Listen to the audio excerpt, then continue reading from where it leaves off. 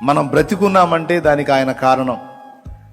మనకు కావలసిన సమస్తము లభ్యమవుతుందంటే దానికి ఆయనే కారణం. మన సమస్తము ఆయన దయతోనే నడుస్తుంది. కాబట్టి అన్నిటికంటే అందరికంటే నంబర్ 1 మొట్టమొదట మన సృష్టికర్తను గూర్చి ఆలోచించుట, ఆయనను సంతోష పెట్టాలన్న విధంగా మనం ఆలోచన చేయుట అనేది ఒక న్యాయమైన సంగతి. కానీ లోకస్తుల్ని చూసుకుంటే దాని గురించి వాళ్ళు ఆలోచించరు. దేవుణ్ణి ఎరిగినటువంటి బిడ్డల్లో కూడా అనేక మంది నా సృష్టికర్తకు, నన్ను సృష్టించి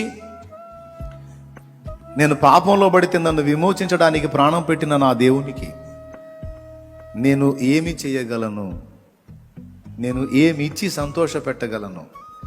అసలు భక్తునికి ఆలోచన రావటమే గొప్ప సంగతి.